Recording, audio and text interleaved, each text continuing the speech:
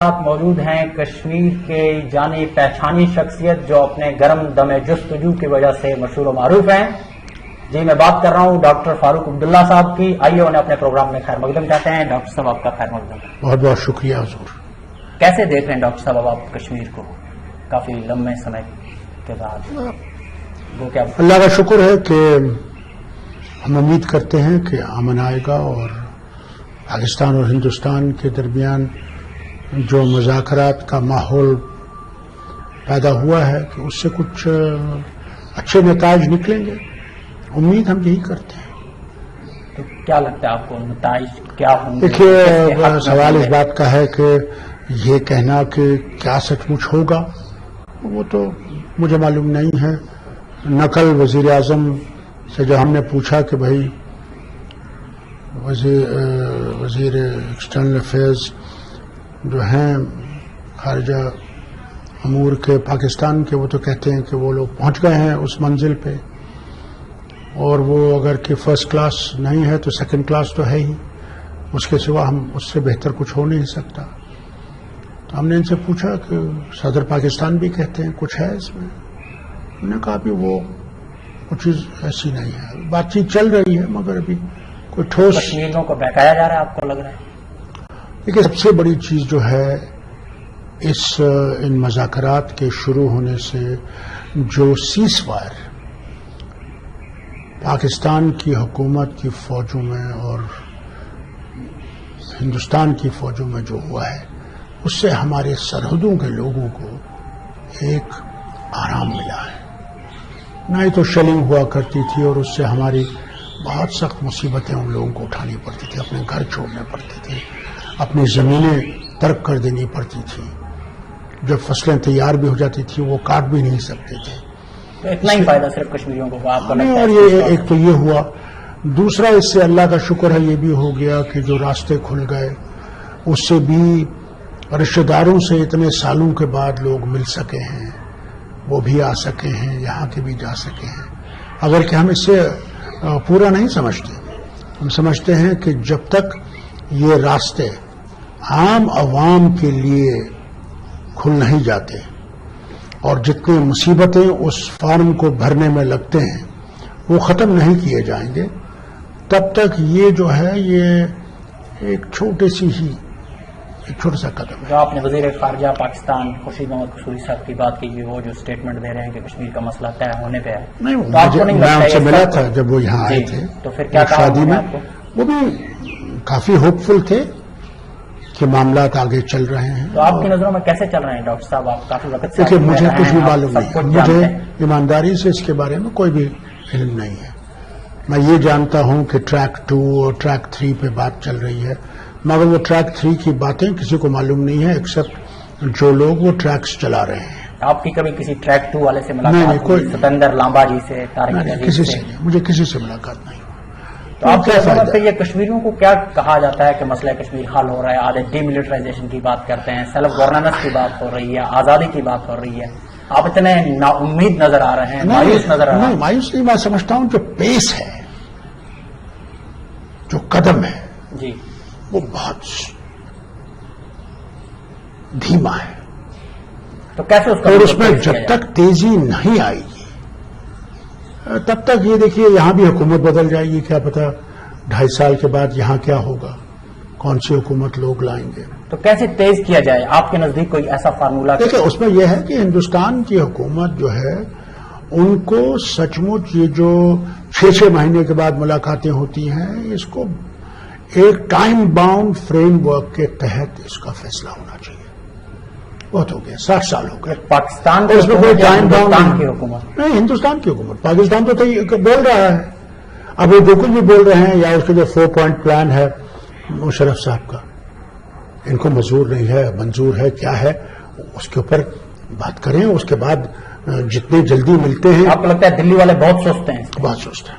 تو پاکستان کے جو اقدامات ہیں آپ ان سے اتفاق کرتے ہیں کیا وہ؟ دیکھیں اتفاق کا سوال نہیں ہے کہ میں اتفاق کرتا ہوں، اس میں یہ ہے کہ وہ تو کافی تیزی سے بڑھنا چاہتے ہیں. وہ کہتے ہیں جلدی جلدی اس معاملے کو طے کرو. یہاں وہ تیزی نہیں ہے. یہاں ہر دن تو الیکشن آتا ہے. ابھی پنجاب کا اور تو آپ کو لگتا ہے دلی کی سرکار جو ہے یہ سنسیئر نہیں ہے؟ सिंसियर का सवाल नहीं है। इनके अपने मुश्किलात हैं। इनकी मुश्किलात ये हैं कि तो इनकी मुश्किलात की वजह से क्या कश्मीरी हमेशा लटकता रहेगा, आपको लगता है? हम लटकते रहे हैं, 60 साल से लटक रहे हैं। कौन सा हम लटक नहीं रहे हैं? हमसे कौन सा पूछा जा रहा है कि क्या हो रहा है पार और आर? पार और आर जो कुछ भी हो रहा है, जो भी मुज़ाकरात है, वो तो हिंदुस्तान की हुकूमत और पाकिस्तान की हुकूमत। हुर्रियत वाले कहते हैं कि हम इन मुज़ाकरात के बीच में, आपको लगता है कि वो हैं कहीं पे? कहीं भी नहीं। कौन सी मुलाकात में? क्या जो हिंदुस्तान जब बात करता है, कोई कश्मीरी है उसमें जो पाकिस्तान से बात करते हुर्रियत कहते हैं कि और क्या बात पाकिस्तान हो रही है, हम पाकिस्तान गए, पाकिस्तान वालों से बात की, हिंदुस्तान वालों से बात की। वो जी अपने आप को रेलेवेंट रखने के लिए यह कहते हैं। आपको लगता है वो इररेलेवेंट है? टोटली इररेलेवेंट है। क्या रेलेवेंस है उनकी? मुझे दोनों तबके, गिलानी साहब का, मीरवाइज साहब का। देखिए, गिलानी साहब तो अब आखिरी फेज में अपनी जिंदगी में गुजर गए, कैंसर से मुब्तला है। वो अब क्या बदलेंगे? वो जो उनने राग अलापा है आज 17-18 साल से, उसी को लिए हुए वो गुजर जाएंगे। तो वो उस राग से बाहर नहीं निकलना चाहते? वो निकल ही नहीं सकते हैं। कैसे निकले? वजूहात क्या हैं आपकी नजरों में डॉक्टर साहब, क्या वजूहात है?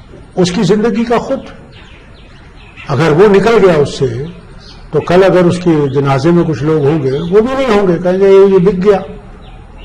तो कश्मीर में ये बिकने का एक माहौल जो है, आप ये क्या वजह है कि सारे लोगों को कहा जाता है कि बिक गया? असल में कश्मीरी कहां पे है? देखिए, सवाल इस बात का है,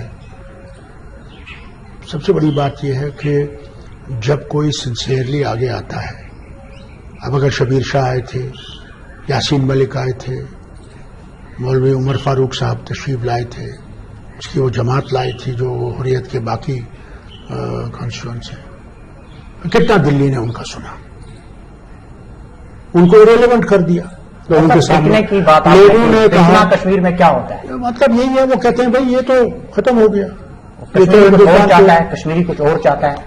कश्मीरी का और चाहने का सवाल नहीं है, होगा वही जो हिंदुस्तान और पाकिस्तान की सरकारें मुस्बत तरीके से निकालेंगे। कश्मीरी कहीं पे भी नहीं है, कहीं भी नहीं, किसी भी हाल में। किसी भी हाल में नहीं। या जब अंग्रेजों ने फैसला किया, लाइन बना दी, कश्मीरियों से पूछा?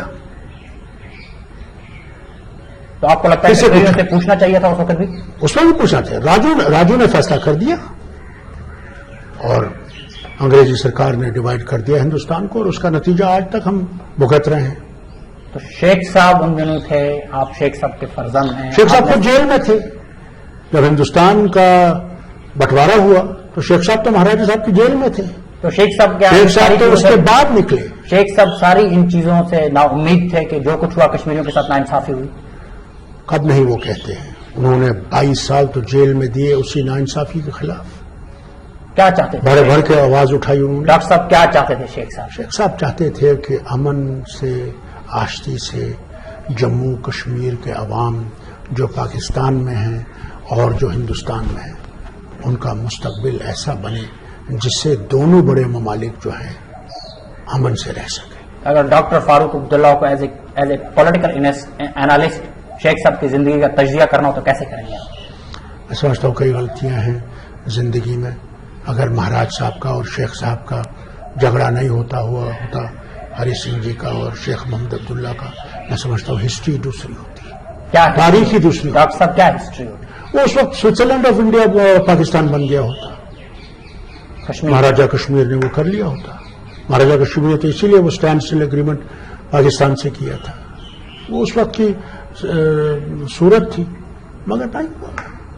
अल्लाह को क्या मंजूर है वो तो अल्लाह ही बेहतर जानता है। तो शेख साहब मगर तो कश्मीरी अलग चाहते थे। कश्मीरियों ने बहुत कुर्बानियां दे दी हैं, पिस गए हैं। डॉक्टर साहब, और नतीजा कुछ भी कश्मीरियों को नहीं। शेख साहब अलग करना चाहते थे क्या जी हिंदुस्तानी नहीं, और जी नहीं, वो सवाल नहीं है। तो फिर वो पानी बह गया था बहुत। अब वो करना कि आप समझते हैं कि पाकिस्तान का जो कश्मीर का हिस्सा है और जो नॉर्दर्न टेरिटरीज उनके पास है, आप क्या समझते हैं कि पाकिस्तान उनको छोड़ देगा? फारूक अब्दुल्ला कितना भी चाहे, क्या वो छोड़ेगा? तो शेख साहब ने क्या यूनाइटेड जम्मू और कश्मीर का ख्वाब देखा है? सवाल इस बात का है, whether united, whether some sort of a relationship जिसमें ये जो सरहद